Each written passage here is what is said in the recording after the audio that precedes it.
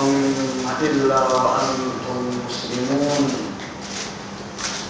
قال جل وعلا: يا أيها الناس اتقوا ربكم الذي خلقكم من نفس واحدة وخلق منها زوجها وبث منهما رجالا كثيرا ونساء واتقوا الله الذي تساءلون به والأرحام إن الله كان عليكم رقيبا.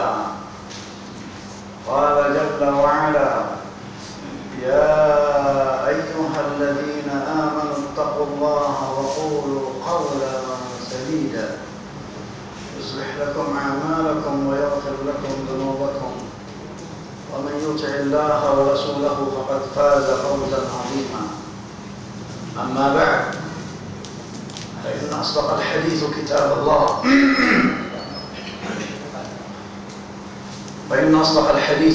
الله وخير الهدي هدي محمد صلى الله عليه وآله وسلم وشر الأمور محدثاتها وكل محدثة بدعة وكل بدعة ضلالة وكل ضلالة في النار. السلام عليكم ورحمة الله. أيها الإخوة في الله, pertama-tama kita panjatkan puji dan syukur kepada Allah Subhanahu yang berada di arasy-Nya mulai sejak hari ke-7 setelah Ia menciptakan segala sesuatu. Mulai saat itulah Ia istiwa ke atas arasy-Nya, tempat keagungannya, tempat kemuliaannya yang Ia ciptakan dengan kedua tangannya sebelum menciptakan segala sesuatu. Ia turun zatnya setiap malam ke langit dunia, kira-kira sepertiga malam yang akhir. Kemudian Dia menyeru seluruh hamba-Nya yang ada di bumi, dari kalangan manusia dan jin. Dia berkata dan berseru, "Man yad'uni fa astajibu lah." Siapa yang berdoa akan aku ijabah. Siapa yang berdoa kepada aku akan aku ijabah. Wa man yas'aluni a'taitah. Siapa yang meminta kebutuhannya akan aku beri dia. Wa man yastaghfiruni aghfir lah. Dan siapa yang meminta ampun kepada aku akan aku ampuni. Begitulah keadaannya, kata Rasulullah sallallahu alaihi wasallam, kullu lailah, setiap malamnya, hatta al-fajr, sehingga fajar menyingsing Dia pun kembali ke arasy-Nya. Itulah Allah Subhanahu yang di tangannya seluruh kebajikan. Di tangannya terletak keberkahan itu. Di tangannya letak kekuasaan. Ia memerintah. Perintahnya berlaku di langit dan di bumi, di dunia dan di akhirat. Dia Allah tempat segala sesuatu meminta. Dialah yang menunjuki manusia. Ia pula yang menyesatkan manusia. Sebagaimana bagaimana Ibrahim menyerah diri kepadanya dengan berkata pada surah yang ke-26 Asy-Syura ayat yang ke-78 mulainya sampai ayat 82 yang berbunyi, a'udzubillahi as-sami'il 'alim minasyaitonir rajim min hamzihi wa nafthihi wa nafthihi. Qala jalla wa 'ala alladzi khalaqani fahuwa yahdin walladzi huwa yut'imuni wa yasqin وإذا مرضت وهو يشفين والذي هو يطعمني ويسقين وإذا مرضت وهو يشفين والذي أطمع أن يغفر لي خطيئتي يوم الدين. Ibrahim berserah diri kepada Allah karena Ia yang menciptakan, maka Ia menunjuki manusia. Ia yang memberi, apabila manusia sakit, Ia yang mengobati dan yang memberi makan dan minum manusia. Dan Dia mengampuni dosa-dosa manusia. Tidak ada pengampun selain daripadanya. Yang mana ini malam kita akan membicarakan keputusannya, lanjutan dari takdir yang pertama. Kalau tidak salah kita sudah masuk takdir yang pertama. Muqaddimah takdir. Ini malam kita akan mulai membicarakan takdir. Takdir ini sangat penting. Takdir ini sangat penting diimani. Karena apabila manusia tidak memahami takdir ini, mungkin dia bisa hidup menjadi orang gila ataupun menjadi orang seperti orang-orang gila. Dia akan mengatakan sesuatu yang menyalahi Allahnya, dan bisa terjadi ia mengatakan sesuatu menyalahi akalnya sendiri. Di dalam surat 57 ayat yang ke-23, Allah menjelaskan tentang mengapa ia menguraikan takdir itu. Silakan Ustaz. لكي لا تأسوا على ما فاتكم ولا تفرحوا بما آتاكم والله لا يحب كل مختال فخور. Kami jelaskan yang demikian itu supaya kamu jangan berduka cita terhadap apa yang luput dari kamu, dan supaya kamu jangan terlalu gembira terhadap apa yang diberikannya kepadamu. Dan Allah tidak menyukai setiap orang yang sombong lagi membanggakan diri. Jadi kejelasan tentang qadarullah, Allah beritahu manusia bahwasanya ia telah mentakdirkan segala sesuatunya agar manusia tidak terlalu berduka cita terhadap apa yang telah luput darinya, dan supaya ia tidak terlalu bergembira dengan apa yang telah dia capai. Maka ia jelaskan takdir itu. Saya telah memberikan keterangan mukaddimah tentang takdir. Ini malam saya akan melanjutkan takdir. Saya telah menjelaskan mengapa Allah mentakdirkan segala sesuatu. Ia menakdirkan segala sesuatu karena dia Al-Muqtadir dan ia pun Al-Qadir. Di dalam 99 nama itu ada dua sifat, Al-Muqtadir, kemudian Allah juga sebagai Al-Qadir. Al-Muqtadir, ia menetapkan takdir. Al-Qadir, ia maha kuasa. Ia mampu untuk melakukan apapun dia. Kekuasaannya tidak terbatas, tidak dibatasi oleh apapun. Ketika ia dibatasi berarti dia bukan Allah. Kalau ada sesuatu yang bisa membatasinya berarti dia bukan Allah. Dia Allah tanpa batas, tanpa sesuatu bisa membatasinya. Akal pun tidak mampu membatasinya. Bagaimana ia bisa menciptakan, mengeluarkan seekor unta betina dari batu? Pecah batu itu lantas keluar unta betina dalam keadaan hamil dan siap melahirkan tanpa melalui proses ibu. Bukankah ini menyalahi akal dan hukum alam?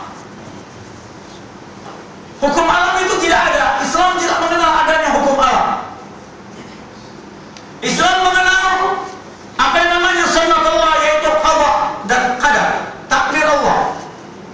Sunnatullah itu bukanlah hukum alam.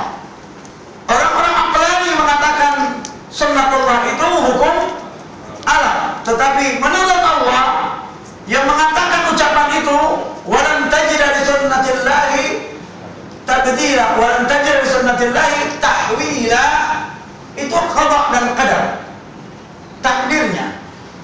Lalu ia bisa menciptakan manusia tanpa ayah, yaitu Isa, menciptakan Hawa tanpa ibu. Semuanya di luar batas akal. Tidak akan pernah akal bisa membatasinya, karena dia Al-Qadir. Lalu saya jelaskan bahwasannya sebelum dia beriradah, sebelum dia mentakdirkan, dia beriradah. Iradah itu setelah ilmu, sebelum qadar. Saya ulangi ya. Iradah itu setelah ilmu, sebelum qadar. Itu namanya iradah. Kehendak Allah sebelum takdir, setelah ilmu namanya iradah. Innama amruhu idza arada syai'. Ini Ini perlu dipahami ya. Jadi iradah itu istilah Allah dari sifatnya al-murid. Bergabunglah dua sifat, yaitu al-murid dan al-halim. Al-murid dan al-halim. Allah al-halim. Kalau manusia ditambah dengan Abdul Halim ataupun Halim, berbeda dengan al-halim. Al-halim mutlak. Kalau halim benar. Apa itu al-halim? Kalau orang mimpi namanya halam. Mimpi itu kelihatan nggak? Terbayang atau tidak? Di saat Allah beriradah, berkehendak untuk menciptakan segala sesuatu, halama. Dia bayangkan segala sesuatunya. Dia membayangkannya dasarnya apa? Al-alim. Berilmu. Tanpa ilmu bisa nggak dia membayangkan? Bisa atau tidak? Lah, tidak bisa. Kenapa dia bisa membayangkan? Karena dia al-alim. Maka halama. Dia bayangkan segala sesuatu. Berarti segala sesuatunya telah terkena ilmu. Tidak ada yang tidak terkena ilmu Allah. Sebelum segala sesuatu ada, dia sudah tahu keberadaan sesuatu itu bentuknya seperti apa, warna, gede, dan semuanya. Saya kasih contoh. Ketika orang mau bangun rumah atau bangun bangunan apapun dia harus melihat lokasi dulu. Tanpa melihat lokasi tanah, dia tidak bisa membayangkan. Sahih? Allah tanpa menciptakan bumi terlebih dahulu, dia bisa membayangkan. Ini luar biasa. Tanpa sebab. Allah bisa menciptakan sesuatu tanpa sebab. Kemudian yang kedua, setelah orang itu menemukan tempat, lalu menyatakan akan dibangunkan, lalu ia setelah melihat tempat itu barulah terbayang di kepalanya. Saya adalah, setelah terbayang di kepalanya, dia terbayang jelas dengan desainnya, warnanya, semuanya. Betul apa enggak? Baru setelah itu dia tulis di kanvas. Sahih? Sahih? Nah, setelah Allah bayangkan semuanya dan telah masuk dalam ilmunya, baru dia tulis di dalam lauhul. Ketika ia menulis di lauhul mahfuz, itulah namanya tak faham. Kata orang sekuler, komputer menyimpan data abadi, kan gitu. Tapi begitu datanya hilang, errornya di sininya. Error kan? Kenapa dia error? Karena dia punya penyakit lupa. Allah tidak pernah lupa. Butuh nggak data itu? Tidak butuh, tetapi dia bikin. Subhanallah. Karena Allah Tabaraka wa Ta'ala tidak pandai lupa. Kalau begitu butuh nggak lauhul mahfuz? Tidak butuh. Hanya dia bikin lauhul mahfuz itu. Dia tulis. Ketika dia menghendaki untuk mentakdirkan, menggaransi segala sesuatunya, dia perintahkan kalam itu untuk menulis. Kalam itu diciptakan oleh Allah yang ada dalam surat Nun Al-Qalam ayat 1 tafsir Ibnu Katsir. Silakan yang 1 sampai 4 baca Ustaz ayatnya.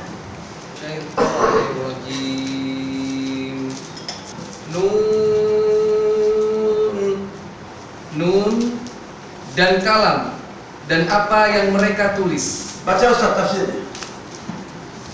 Penjelasan mengenai huruf-huruf hijaiyah ini telah diuraikan di awal surat Al-Baqarah. Firman Allah Ta'ala, Nun sama dengan firman-Nya, Qaf, Shad, dan huruf-huruf yang terpisah lainnya yang terletak di awal-awal surah.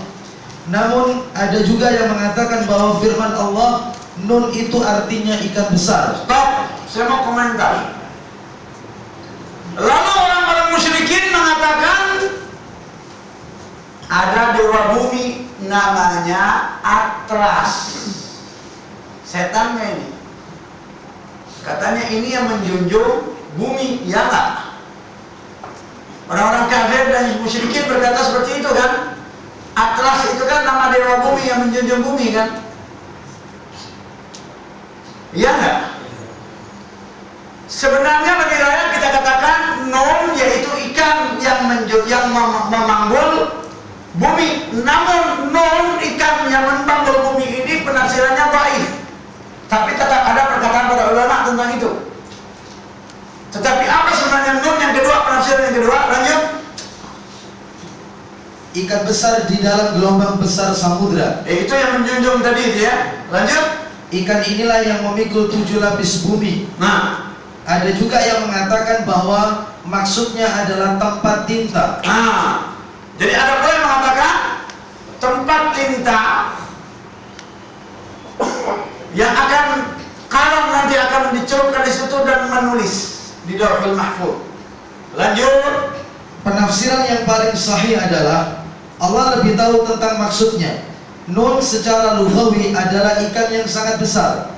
Dapat pula berarti tempat tinta. Kalau memang harus ada penafsirannya, penafsiran dengan tempat tinta adalah lebih cocok bila dikaitkan dengan pena. Jadi penafsiran tempat tinta itu lebih kuat, lebih rajih ketimbang ikan. Namun perkataan ikan yang memanggul bumi tetap ada. Lalu si kafir musyrik berkata, Atlas iblis. Lanjut.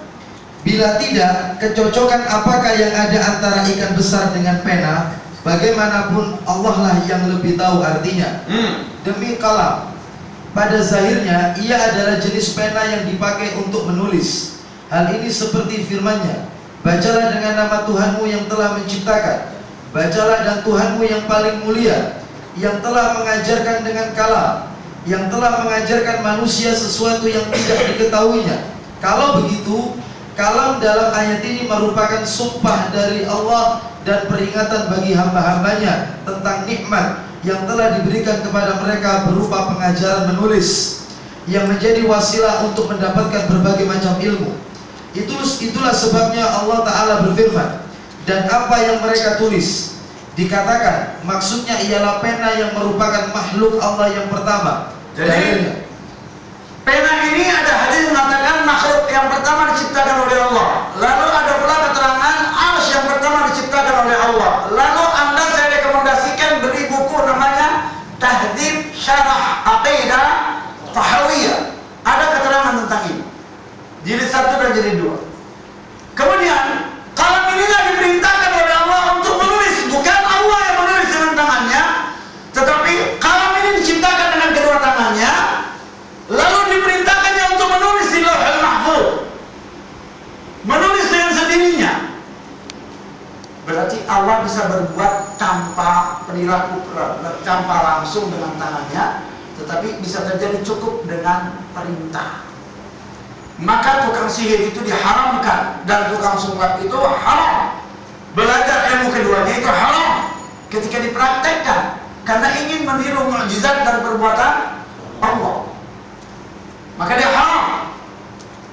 Ketika Allah mentakdirkan segala sesuatu, dia ingin mentakdirkan segala sesuatu 50.000 tahun sebelum dia ciptakan langit dan bumi, diperintahkannya kalam ini untuk menulis segala sesuatu dari awal urusannya sampai kiamat, sampai berbangkit, sampai akhir yang tidak ada akhir. Jadi datanya komplit ya. Jadi kalau ditanya apa itu takdir? Takdir suatu ketetapan yang ditetapkan oleh Allah dalam hadis Muslim. Pada hadis 227 yaitu suatu ketetapan yang ditetapkan oleh Allah atas seluruh makhluknya yang dulu, sekarang dan akan datang. Apa yang akan terjadi pada diri mereka? Dari Abdullah bin Amr bin As radhiyallahu an, katanya dia mendengar Rasulullah sallallahu alaihi wasallam bersabda, isi sabdanya, Allah Ta'ala telah menetapkan segala ketetapan takdir bagi seluruh makhluk. Kapan? 50.000 tahun sebelum diciptakannya langit dan bumi. Ini suatu ketetapan sudah terjadi. Jadi tidak ada sesuatu yang tidak terkena ilmu Allah. Termasuk kamera, pesawat, apapun ke depan nanti itu sudah sudah terkena ilmu Allah. Bahkan bisa dikatakan itu pun perbuatan Allah. Kenapa tidak? Yang memberi manusia otak dan yang mengilhamkan kepada otak itu dan yang memberikan kepadanya akal, mengilhamkan hatinya, semuanya Allah. Bahkan lebah pun ketika dia membuat sarang di dalam surat An-Nahl, surat lebah, surat 16 ayat yang ke-68 dan 69, itu pun Allah ilhamkan kepadanya untuk membuat sarang dan madu. Bagaimana membuat sarang dan bagaimana membuat madu. Lalu bagaimana dia harus terbang. Lalu bagaimana dia harus memakan sesuatu. Dan sesuatu yang makannya tetap itu dan tidak memakan yang lainnya. Ada pula lebah memakan semua kembang. Ada yang khusus. Siapa yang mengajarkan semuanya itu? Bukankah itu industri? Lebah itu industri atau bukan? Industri. Sebelum ada negara industri, lebah telah menjadi industri. Baca. Wa auha rabbuka ilan nahli an ittakhidh minal jibali buyutan wa minasy syajari wa mimma ya'rishun. Tafsir hijau, Ustaz. Lanjut.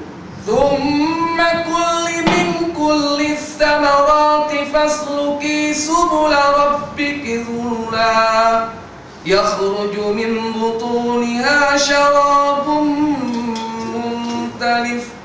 muntalifun alwanuhu fi shifaa'un linnas inna fi dhalika laayatin liqaumin yatafakkarun. Dan Tuhanmu mewahyukan kepada lebah, buatlah sarang-sarang di pohon-pohon kayu dan di tempat-tempat yang dibikin manusia. Kemudian makanlah dari tiap-tiap macam buah-buahan. Stop, saya ulangi ya. Baca. Dan Rabbmu mewahyukan kepada lebah. Allah pun telah mewahyukan kepada lebah. Istilah wahyu ini maksud dan maknanya ilham. Ia mengilhamkan kepada lebah. Bagaimana pintarnya lebah itu bisa membentuk sarang? Sekolah SD di mana? Kuliah di fakultas mana? Di universitas mana? Dosennya siapa? Kalau manusia disuruh untuk menjadi seperti lebah, lalu Allah tidak mengilhamkannya, dia tidak akan pernah bisa membuat sarang ini. Sekalipun profesor, dia akan kesulitan. Lalu ada ketetapan Allah. Buatlah sarang-sarang di bukit-bukit. Stop. Ada perintah atau tidak? Dia membuat sarang itu karena sebab ataupun karena ada ketetapan. Nah, teori sebab akibat pusing itu jadi.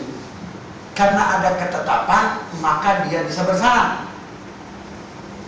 Ketika dikasih sebab, mudah banget. Karena ada ketetapan takdir. Bahwasanya yang pertama Allah menetapkan dia boleh bisa bersarang di bukit. Yang kedua, di pohon-pohon kayu. Yang kedua, di pohon-pohon kayu dia boleh bersarang. Perintah Allah. Lalu, dan di tempat-tempat yang dibikin manusia. Lalu dia bisa diternak. Kamu harus bersarang di tempat itu. Yang pintar penjinaknya atau ketentuan Allah memang dia bisa diternak. Hukum alam berhenti ya. Kemudian ada perintah berikutnya, ketetapan Allah terhadapnya berikutnya. Apa itu? Kemudian makanlah dari tiap-tiap macam buah-buahan. Jadi ada yang memakan dari tiap-tiap macam buah-buahan dan kembang buah-buahan. Ada pula yang khusus. Lalu, dan tempuhlah jalan untuk Rabbmu yang telah dimudahkan bagimu. Lalu tempuhlah, dia disuruh berjalan jauh di lebah. Maka kualitas lebah, kualitas madu yang paling bagus ialah kualitas madu yang lebahnya terbangnya jauh. Kalau di negara Arab, madu yang paling bagus ialah madu yang di musim dingin, karena memungkinkan lebah untuk terbang jauh. Lalu madu yang kurang bagus ialah madu di musim panas, karena dia tidak mampu untuk terbang jauh. Dari perut lebah itu keluar minuman atau madu yang bermacam-macam warnanya. Lalu Allah tentukan akan terjadi madu yang beragam macam warna. Maunya lebah atau ketetapan? Di dalamnya terdapat obat yang menyembuhkan bagi manusia. Lalu Allah tetapkan pada madu itu fihi syifa, obat umum. Bahkan kalau dia madu balia asli syitai, boleh diminum bagi orang yang terkena penyakit gula, tidak mengapa. Ini obat. Keputusan Allah atau bukan? Keputusan. Baiklah, saya akan berbicara tentang takdir Allah. Jadi kadar itu Allah tetapkan 50.000 tahun sebelum dia menciptakan langit dan bumi, dan itu tertulis dari awal makhluk sampai kiamat, sampai berbangkit, lalu masuknya manusia ke dalam surga dan neraka, lalu keluarnya manusia dari neraka ke surga, lalu masuknya orang a'raf ke dalam neraka, ada pula yang masuk ke dalam surga, lalu sehingga mereka hidup sepanjang masa di dalam surga dan neraka itu tanpa ada kematian lagi. Itu semuanya telah terprogram dalam Lauhul Mahfuz. Hadis yang kedua 277 dari hadis Abdullah bin Amr bin As. Hadis ini menjelaskan surat 57 Al-Hadid ayat yang ke-22. Tafsir hijau siap Ustaz? Silakan. A'udzu billahi minasyaitonir rajim. Ma asaba min musibatin fil ardi wala fi anfusikum illa fi kitabim min qabli an nabra'a inna dzalika 'ala Allahi yasir. Tiada suatu bencana pun yang menimpa di bumi. Jadi dia tetapkan tidak ada suatu bencana menimpa di bumi. 1, 2, dan tidak pula pada dirimu sendiri. Tidak pula pada dirimu sendiri apabila tertimpa bencana. 3, melainkan telah tertulis di dalam kitab Lauhul Mahfuz sebelum kami menciptakannya. Jadi ia telah ditentukan sebelum diciptakan. Mana lebih dahulu antara musibah dengan bendanya yang ditentukan, diciptakan? Timbul pertanyaan, mana terlebih dahulu antara musibah, ketentuan musibah dengan bendanya yang akan terkena musibah? Ketetapannya dulu, baru diciptakan bendanya. Menyalahi akal atau rasional? Menyalahi akal. Karena Allah tidak pernah memberikan bereksperimen. Jadi saya ulangi, Allah tidak pernah bereksperimen.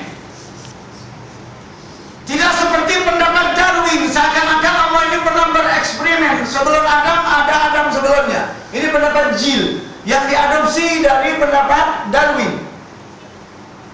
Babun, manusia itu asalnya babun, berproses lalu menjadi manusia. Darwin pertama atau kakeknya, baru bapaknya, baru Darwin.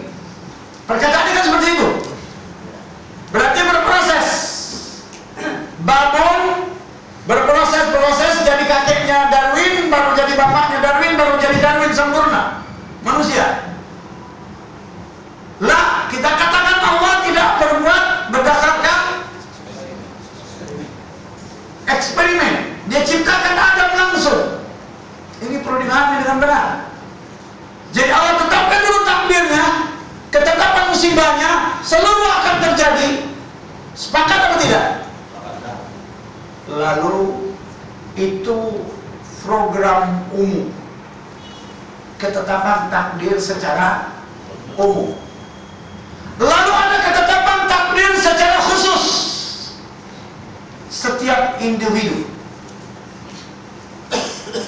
Buka hadis Muslim 2272 dari Abdullah radhiyallahu anhu. Apa kata Abdullah? Katanya Rasulullah sallallahu alaihi wasallam yang mutlak benar menceritakan kepada kami. Apa isi ceritanya? Sesungguhnya proses penciptaan seseorang kamu setelah berada dalam perut ibunya selama 40 hari. Lalu? Kemudian dia menjadi alaqah. Oke. Apa alaqah itu? Segumpal darah. Kemudian? Selama 40 hari. Selama 40 hari kemudian, nggak boleh dipotong. Selama 40 hari kemudian. Menjadi apa? Menjadi mudghah. Mudghah. Apa mudghah itu? Segumpal daging. Lalu? Selama 40 hari kemudian. Kemudian menjadi apa? Diutus malaikat meniupkan ruh jiwa kepadanya. Lalu ditiup lalu. Kemudian diperintahkan kepada malaikat menuliskan 4 ketetapan. 4 ketetapan. Apa itu? Yaitu mengenai rizkinya, ajalnya, amalnya, dan celaka atau bahagia. Stop. Kembali ke hadis pertama. Ketetapan hadis pertama 2272. Dari Abdullah radhiyallahu an katanya, Rasulullah sallallahu alaihi wasallam yang mutlak benar menceritakan kepada kami. Apa itu? Sesungguhnya proses penciptaan seseorang kamu setelah berada dalam perut. Stop. Ini khusus atau umum? Khusus.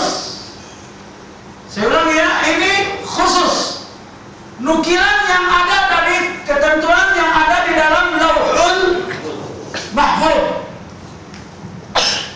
Kapan ketentuan ini? 120 hari ditiupnya ruh. Ketentuan 4 hal ini kapan?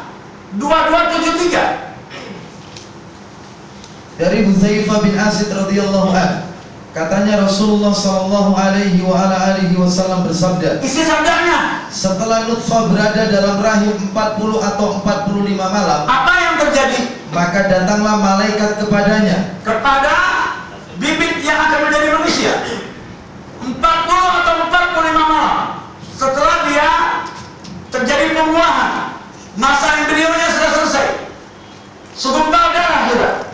Apa yang terjadi? Seraya bertanya kepada Allah Ta'ala, malaikat ini masuk ke dalam kandungan sang perempuan, menyalahi akal lagi atau tidak? Ya. Karena keberadaan mereka tidak bisa dibuktikan dengan pembuktian sains, tidak bisa dibuktikan dengan pembuktian logika, karena kedudukan mereka gaib. Bagaimana dia bisa mengecil? Malaikat ini makhluk Allah sangat besar. Bagaimana dia bisa mengecil? Ini bercerita logika, otak, akal, atau iman? Sesuatu yang diimani. Setelah diimani baru bisa diungkapkan pembuktiannya. Lanjut. Ya Rabb, apakah dia ini celaka atau bahagia? Jadi pertanyaan malaikat ketika masuk ke dalam kantong rahim sang perempuan, setelah terjadi pembuahan, baik dia hasil zina ataupun hasil segalanya, halal ataupun haram, mereka tetap akan masuk dan bertanya kepada Rabb penciptanya. Pertanyaannya apa? Ya Rabb, apakah dia ini celaka atau bahagia? 2. Maka ditulisnya salah satu di antara keduanya. Salah satu ditulis. Yang kedua, apakah dia laki-laki atau perempuan? ditetapkan. Ketentuan bukan, takdir atau bukan, nukilan atau bukan, nukilan atau bukan, takdir nukilan. Dari mana nukilnya? Lauhul Mahfuz. Yang mana tadinya ialah takdir umum. Lanjut. Maka ditulisnya salah satu di antara keduanya. Salah satu di antaranya, di antara keduanya ditulis. Maka manusia pun tidak tahu. Lanjut. Kemudian ditulisnya pula amalan serta hasil amalannya. Jadi ditulis amal plus hasil amalnya. Apa yang ditulis? 2. Apa yang akan dilakukannya dan hasil penilaian dari perilaku. Ketentuan yang ditulis, yang dilakukannya ditulis. Amal dan hasil amal. Amal, data, nilai yang belum ditotal, lalu hasil totalannya, bonnya. Hasil akhirnya ada nggak? Ada. Yang berbahaya ini hasil awal atau akhir? Bisa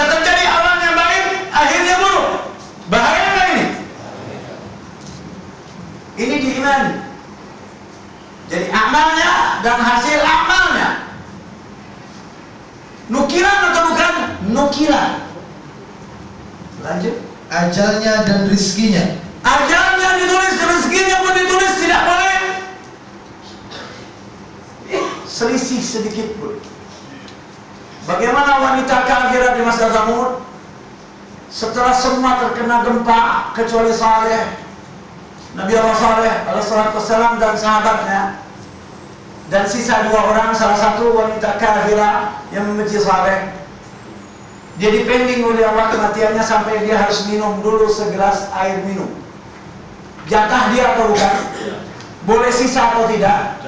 Berarti ajal dan rezeki berbarengan. Dia tidak akan mati selagi masih ada rezekinya. Tetapi dia harus mati ketika jatahnya tidak ada.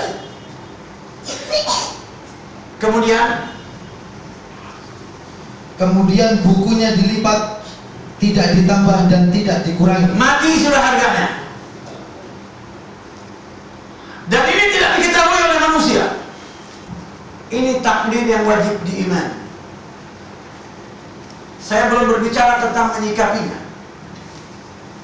Saya baru berbicara tentang mengimaninya. Ini wajib diimani substansi. Dan tidak boleh dibikin permasalahan dalam teknik. Karena tidak ada orang tahu persis apa yang diinginkan oleh Allah dan dikehendaki oleh Allah. Seperti perkataan Isa kepada Allah ketika Allah bertanya padanya pada surat 5 ayat 116. Apa kata Isa? A'udzu billahi minasy syaithanir rajim. Wa idh qala Allah ya Isa ibn Maryam a anta qulta lin-nasi ittakhiduni wa ummi ilayhayna min dunillah. Qala subhanaka ma yakunu li an aqula ma laysa li bihaqq. In kuntu qultuhu faqad 'alimta ta'lamu ma fi nafsi wa la a'lamu ma fi nafsik. Itu dia. Silakan. Dan ingatlah ketika Allah berfirman, apa kata Allah? Hai Isa putra Maryam, adakah kamu mengatakan kepada manusia, jadikanlah aku dan ibuku 2 orang Tuhan selain Allah? Isa menjawab, Maha suci engkau, tidaklah patut bagiku mengatakan apa yang bukan hakku mengatakannya. Jika aku pernah mengatakannya, maka tentulah engkau telah mengetahuinya. Kalau Isa pernah mengatakan itu dan semua manusia pernah berbicara, Allah pasti tahu. Karena dia juga mendengar selain daripada mengetahui. Lanjut kata Isa terhadap sifat Allah. Engkau mengetahui apa yang ada pada diriku, dan aku tidak mengetahui apa yang ada pada diri engkau. Jadi manusia tidak tahu apa yang ada pada diri Allah, apa ketetapan Allah dan keputusan Allah terhadap dirinya. Tetapi apa yang direncanakan oleh manusia, Allah sangat amat tahu berdasarkan hujjah ini. Dan itu pula yang dikatakan oleh Rasulullah SAW. Dia tetapkan terhadap Allahnya seperti apa yang diberitakan oleh Allahnya pada surat yang ke-46 ayat 9 Al-Ahqaf. Qul ma kuntu bid'an minar rusuli wa ma adri ma yuf'alu bi wa la bikum in attabi'u illa ma yuha ilayya wa ma ana illa nadhirun mubin. Silakan. Katakanlah, aku bukanlah Rasul yang pertama di antara Rasul-Rasul. 1, 2. Dan aku tidak mengetahui apa yang akan diperbuat terhadapku. Jadi Rasul mengatakan dia tidak mengetahui apa yang akan diperbuat oleh Allah terhadap dirinya.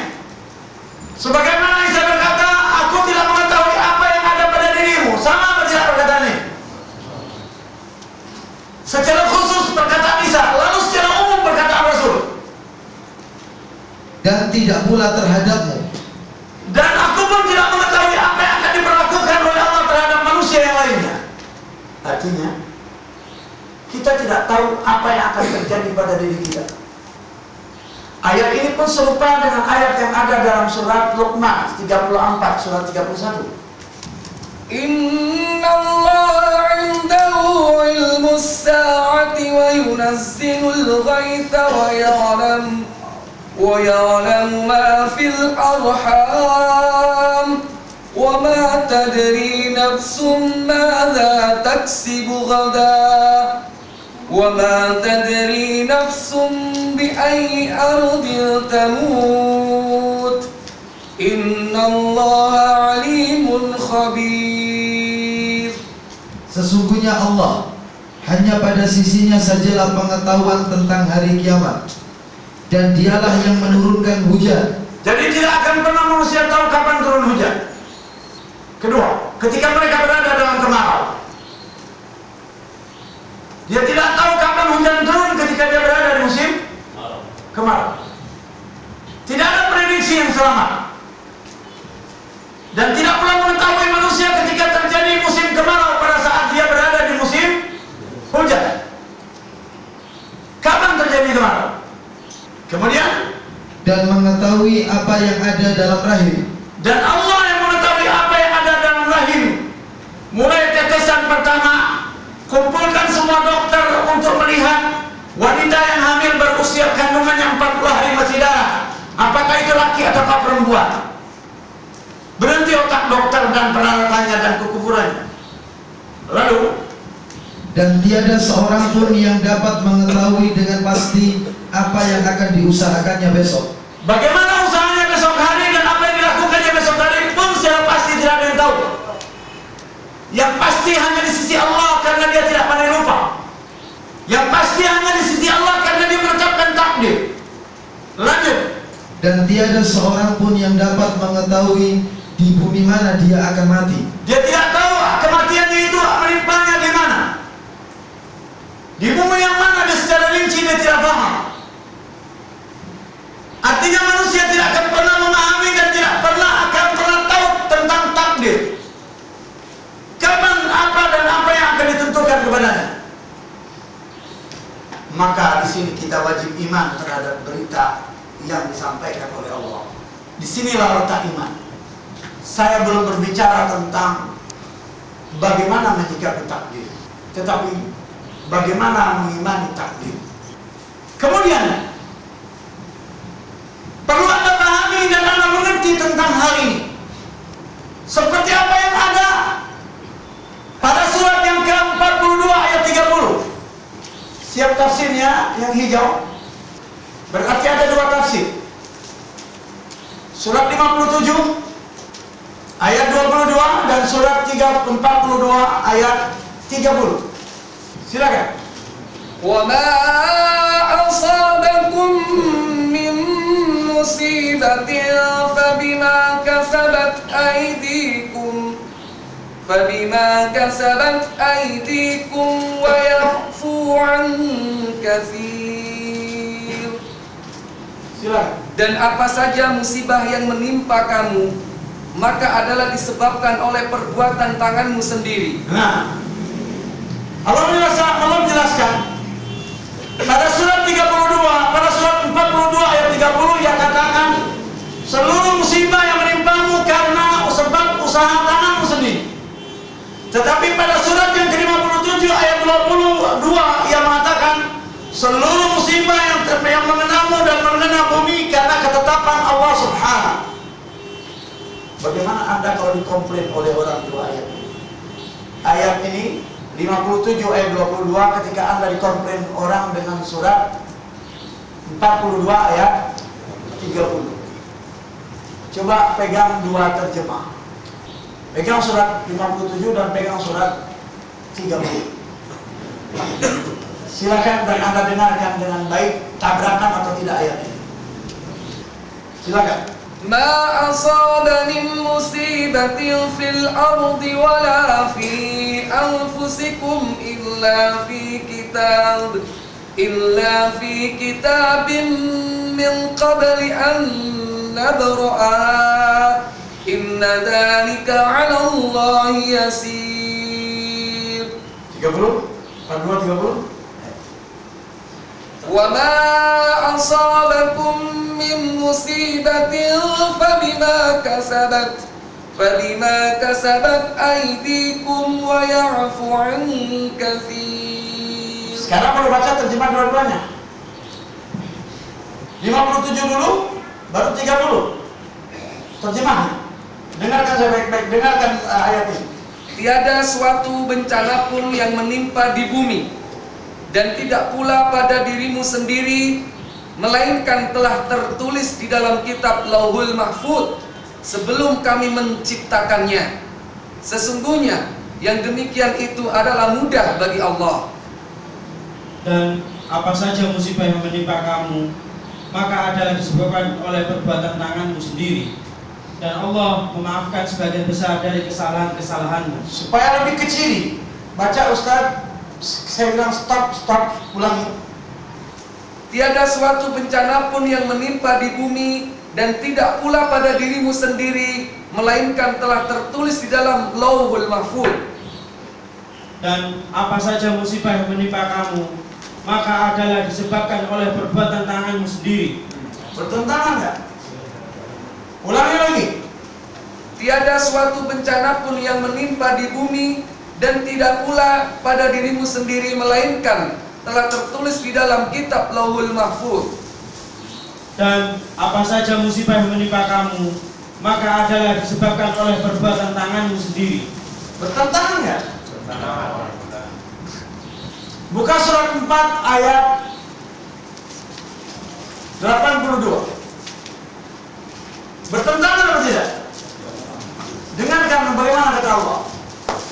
Afala yatadabbaruna al-Qur'an walau kana min 'indi ghairillahi lawajadu fihi ikhtilafan katsira. Maka apakah mereka tidak memperhatikan Al-Quran? Kalau kiranya Al-Quran itu bukan dari sisi Allah, tentulah mereka mendapat pertentangan yang banyak di dalamnya.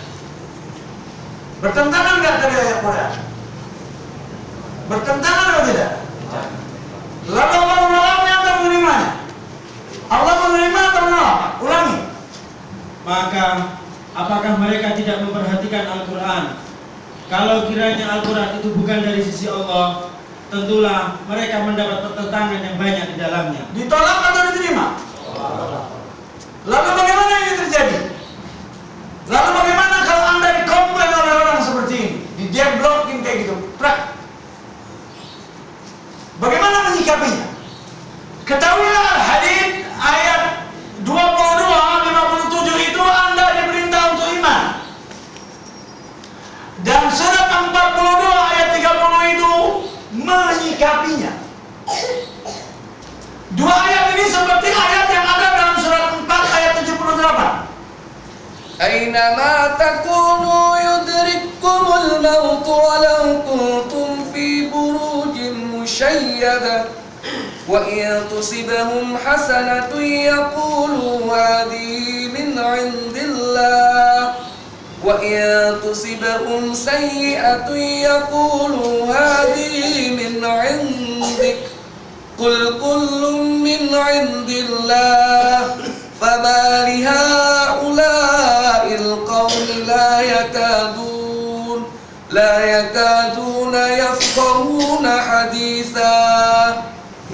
Di mana saja kamu berada, kematian akan mendapatkan kamu, kendati pun kamu di dalam benteng yang tinggi lagi kokoh. Stop, ini satu kita tinggalkan. Mulai poin lanjut. Poin kedua, mulai satu. Dan jika mereka memperoleh kebaikan, mereka mengatakan ini adalah dari sisi Allah. Dua. Dan kalau mereka ditimpa sesuatu bencana, mereka mengatakan ini datangnya dari sisi kamu Muhammad. Tiga. Katakanlah semuanya datang dari sisi Allah. Tabrakan nggak ini? Tabrakan nggak? Satu ayat. Sekarang memanage. Kita iman semuanya takdir baik dan buruk semuanya datang dari sisi Allah. Ada kunci. Ada kata kunci di sini. itu kita katakan iman kepada seluruh takdir Allah, baik ataupun bagaimana memanagenya, menyikapinya. Kalau Anda ditimpa keburukan, bolehkah Anda berkata seperti perkataan kaum Qadariyah? Jadi sekarang ada satu tren antara Qadariyah dan Mu'tazilah dan Falasifah. Takdir itu tidak ada. Mereka bermain dengan sebab akibat, meninggalkan iman.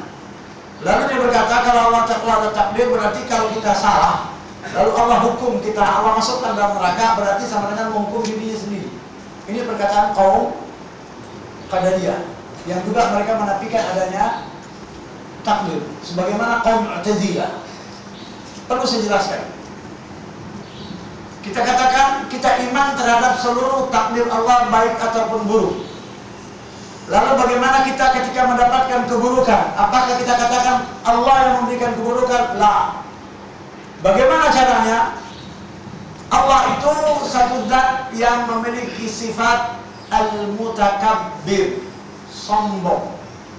Dia memiliki kibriya, kesombongan. Maka kesombongannya ia tidak menerima keburukan kembali kepadanya. Dia hanya menerima kebajikan yang kembali kepadanya. Padahal yang menetapkannya dia atau bukan? Baca 79 ya Ustaz. Apa saja nikmat yang kamu peroleh adalah dari Allah, dan apa saja bencana yang menimpamu maka dari kesalahan dirimu sendiri. Ini kesombongan atau bukan? Ya. Pertama dia katakan semua darinya. Lalu tiba-tiba dia batalkan sepihak, bahwasanya kebajikan hanya darinya, keburukan tidak kembali kepadanya. Kenapa? Karena dia al-mutakabbir. Itu kunci pertama.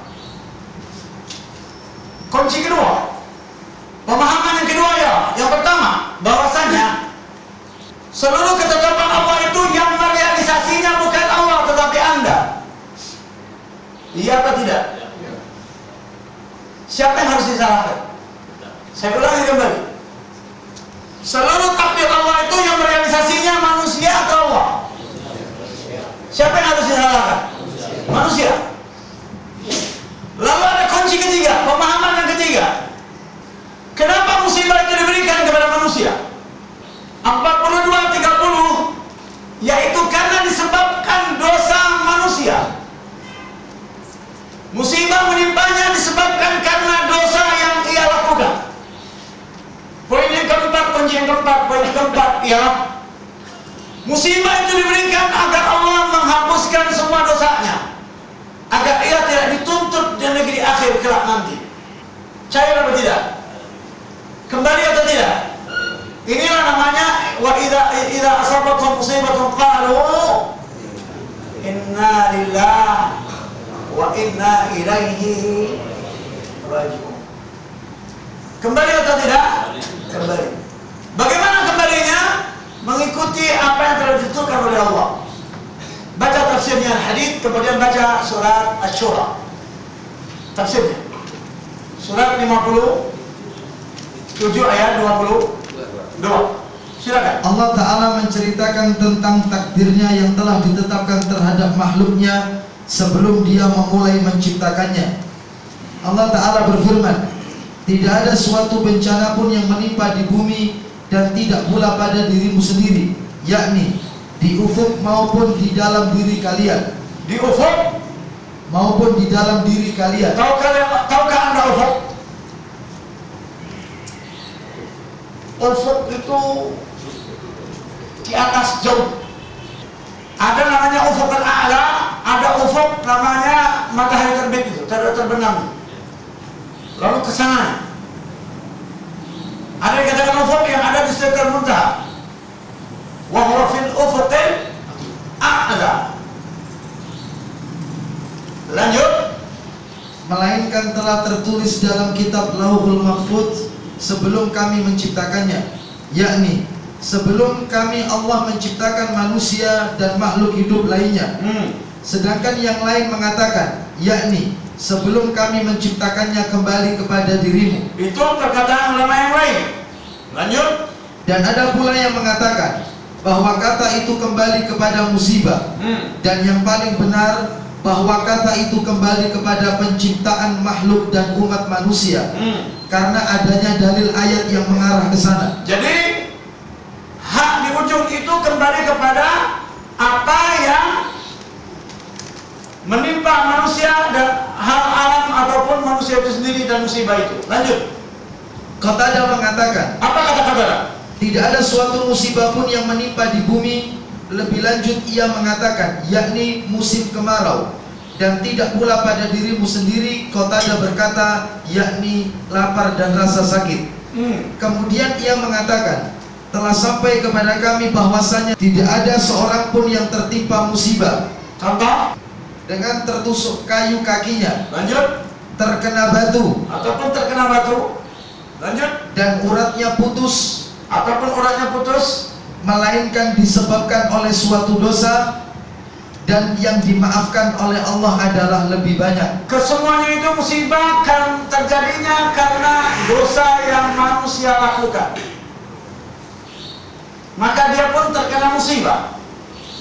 Musibahnya ketetapannya sudah terjadi atau belum? Sudah ditetapkan atau belum? Musibahnya sudah terjadi atau belum? Belum. Ketika musibahnya terkena manusia, Allah berkata, itu disebabkan dosamu. Sombong nggak? Sombong atau tidak? Karena dia, sebagaimana Rasulullah SAW pernah berdoa ketika beliau salat qiyamul lail atau salat tahajud, al khairu kulluhu fi yadik wasyarru laisa ilaik. Kebajikan itu seluruhnya berada di tanganmu. Wasyarr, keburukan itu laisa ilaik, tidak kembali kepadamu. Keburukan itu tidak kembali kepada Allah. Seluruh kebajikan kembali kepadanya. Maka apabila Anda terkena musibah, seluruh musibah yang menimpa Anda itu disebabkan karena dosa yang telah Anda lakukan. Lalu diberikannya Anda seperti itu untuk dimaafkannya dosa Anda. Kalau begitu penyakit itu berupa rahmat bagi manusia atau tidak? Semuanya orang beriman itu untung. Ditimpa musibah, dia sabar. Diberikan kebajikan, dia pun bersyukur. Begitu dia terkena musibah, di manage apa tidak dirinya? Dia manage, dia tetapkan bahwasanya semua yang menimpa aku ini karena dosaku. Putus. Berarti dia harus memperbaiki diri atau tidak? Dia harus memperbaiki dirinya. Bermanfaat atau tidak musibah untuknya? Kalau bagi orang kafir, tidak bermanfaat musibah untuk dia. Tidak membikinnya menjadi kembali. Lanjut. Ayat yang agung ini adalah dalil paling nyata untuk mematahkan paham Qadariyah. Ayat yang dalil paling agung ini, dari ayat yang paling agung ini mematahkan argumentasi Qadariyah. Lanjut. Yang menafikan pengetahuan Allah yang ada sebelumnya. Jadi dia menafikan, kaum Qadariyah ini menafikan pengetahuan Allah. Dia katakan Allah tidak tahu apa-apa. Allah tidak tahu apa yang akan terjadi. Bahkan cacing yang ada dalam perut manusia itu pun Allah tidak tahu. Masa Allah harus kayak gitu? Padahal jelas-jelas di dalam surat 22 ayat 18. Jangan beranjak Ustaz. Alam tara anna Allah yasjudu lahu man fis samawati wa man fil ardi wasyamsu wal qamar والشمس والقمر والنجوم والجبال والشجر والدواب وكثير من الناس وكثير حق عليه العذاب ومن يهن الله فما له من مكرم إن الله يفعل ما يشاء. Apakah kamu tiada mengetahui bahwa kepada Allah bersujud apa yang ada di langit, di bumi, matahari, bulan, bintang. Stop. Mulai sekarang. Lanjut. Gunung, pohon-pohonan, binatang-binatang. Ya, wadawab, binatang yang melata. Ad-dawab, binatang yang melata. Cacing itu mengatakan, bagaimana dia tidak tahu? Baru dia bertasbih kepadanya.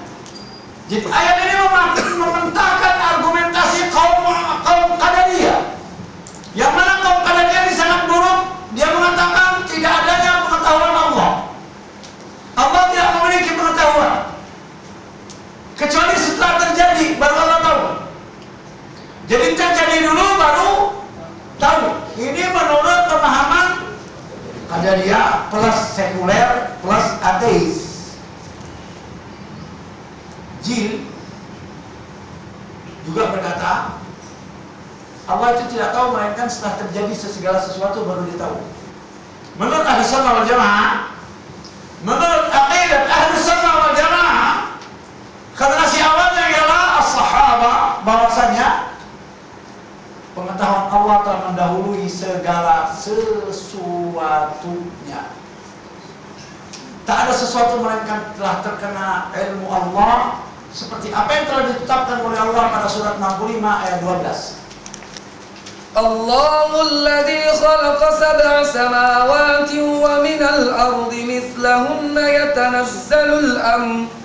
yatanazzalu al-amru bainahunna lita'lamu anna Allah ala kulli syai'in qadir wa anna Allah qad ahata bi kulli syai'in 'ilma. Allah lah yang menciptakan 7 langit dan seperti itu pula bumi.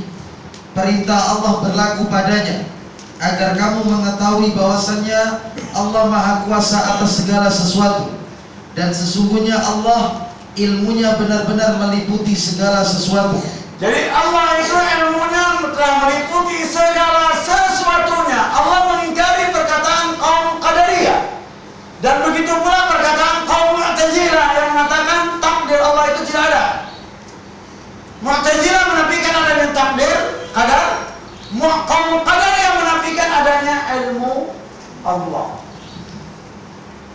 Jadi kelompok 72 ini mereka gagal dalam memahami asma dan sifat. Lanjut Ustaz, tafsir Al-Hadith tadi. Imam Ahmad meriwayatkan dengan sanadnya. Apa katanya? Dari Abdullah bin Amr bin As, ia berkata, aku pernah mendengar Rasulullah sallallahu alaihi wasallam bersabda. Apa sabda? Sesungguhnya Allah telah menetapkan takdir-takdir ketentuan makhluk 50.000 tahun sebelum langit dan bumi diciptakan. Muslim meriwayatkan di dalam kitab sahihnya dari hadis Abdullah bin Wahab. Ibnu Wahab menambahkan, dan adalah arsy-Nya berada di atas air. Demikian yang diriwayatkan oleh At-Tirmidzi. Ia mengatakan hadis tersebut hasan sahih. Jadi tentang arsy Allah berada di atas air itu yang menambahnya ya Al-Wahhab, dan hadis itu kata Tirmidzi hadis hasan sahih. Lanjut Firman-Nya, sesungguhnya yang demikian itu adalah mudah bagi Allah. Artinya bahwa ilmu Allah mengetahui tentang segala sesuatu sebelum penciptaan. Jadi dia telah mengetahui segala sesuatu sebelum penciptaan. Kapan itu? Di saat dia berirada lalu dia halama. Maka malaikat yang memikul arsy itu berkata, lakal hamdu ala hilmika ba'da ilmik. Segala puji bagimu atas impianmu setelah ilmu. Itu malaikat yang memikul arsy berdoa seperti itu. Maka ketika Anda mau berdoa kepada Allah memujinya, pujian itu bentuknya seperti itu. Salah satu, lakal hamdu ala hilmika ba'da ilmik. Buka surat 40 tafsirnya. Mukmin atau kafir? Ayat 7 itu. Baca Ustaz. الذين يحملون العرش ومن حوله يسبحون بحمد ربهم ويؤمنون به ويستغفرون للذين آمنوا ربنا وسعت كل شيء رحمة ربنا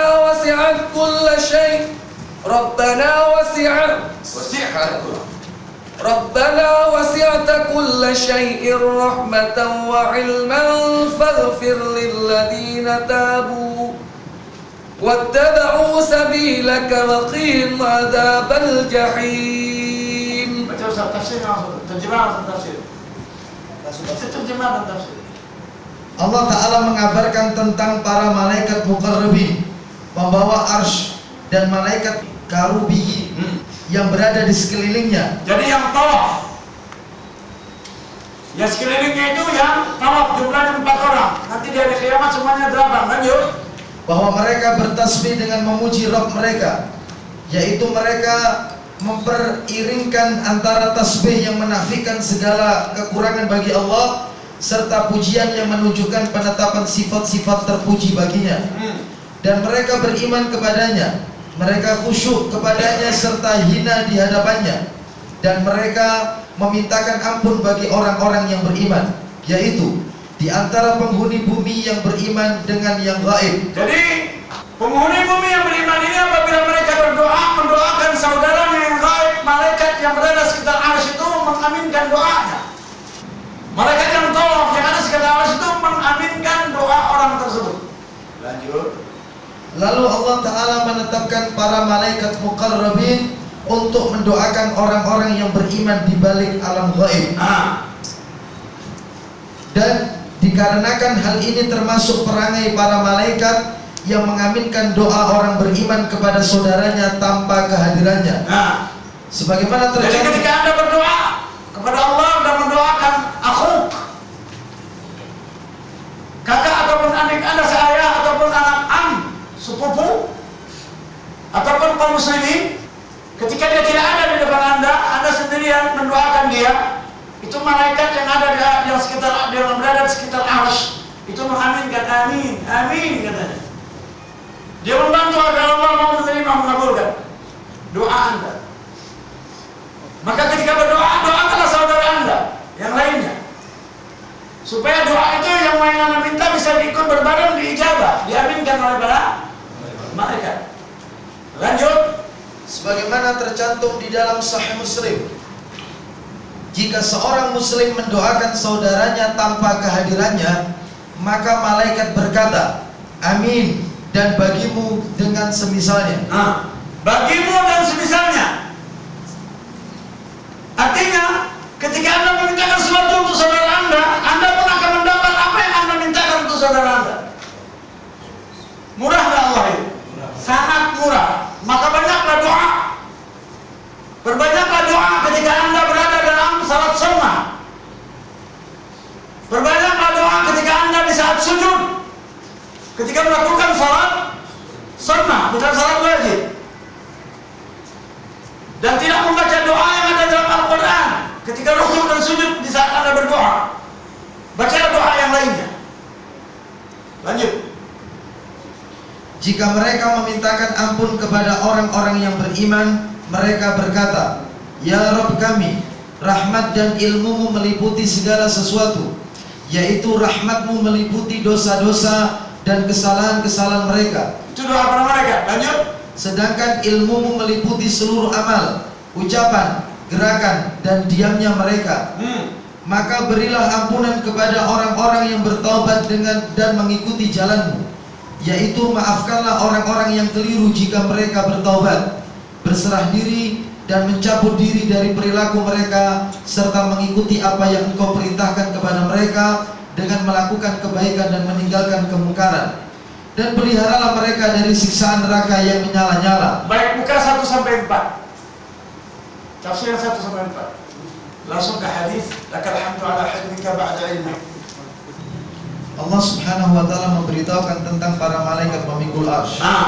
Malaikat muqarrabin, dan di sekelilingnya ada malaikat-malaikat yang bertasbih dengan memuji Tuhannya, yaitu mereka mengiringkan antara tasbih yang menunjukkan kepada penafian segala macam kekurangan dan pujian yang menunjukkan kepada penetapan sifat-sifat yang terpuji.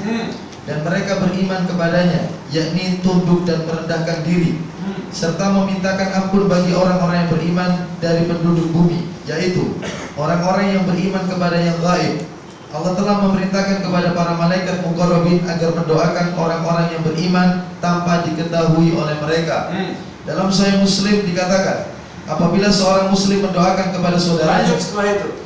Syarah bin Hauzi mengatakan, para malaikat pemikul arsy itu ada 8. 4 di antara mereka mengatakan, Maha suci Engkau ya Allah, kami memujimu.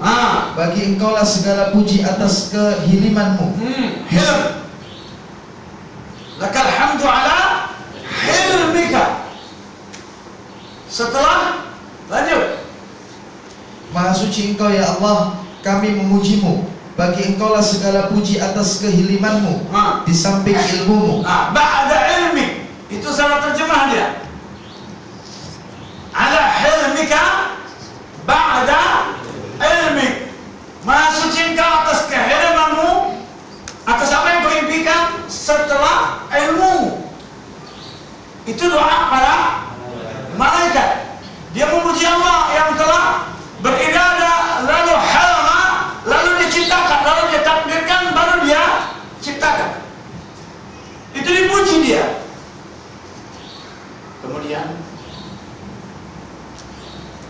takdir ini, setelah Anda melewati fase pertama mengimaninya, kemudian menyikapinya, lalu kalau berbicara takdir, berbicara ilmu, irada, qadar, dan masyiah. Pertemuan ke depan kita akan membahas masyiah. Apa itu masyiahnya Allah? Terdapat dalam 2 surah dan 2 ayat. Terdapat dalam 1 surah dan 2 ayat, 14, 16, dan 18. Surah 22. Surah 22, 14, 16, 18. Potong akhirnya Ustaz, 14. Inna Allah yaf'alu ma yurid. 14 itu ya? 14. 16. Wa anna Allah yahdi man yurid. 16. 18. Inna Allah yaf'alu ma yasha. Jelas itu ya? Jadi kita akan berbicara tentang murid itu sudah lewat, lalu kita akan berbicara tentang apa? Masyiah. Perlu saya jelaskan tentang irada. Di saat dia berirada, lalu dia bayangkan. Di saat dia berkehendak, lalu dia bayangkan, kan tadi ya?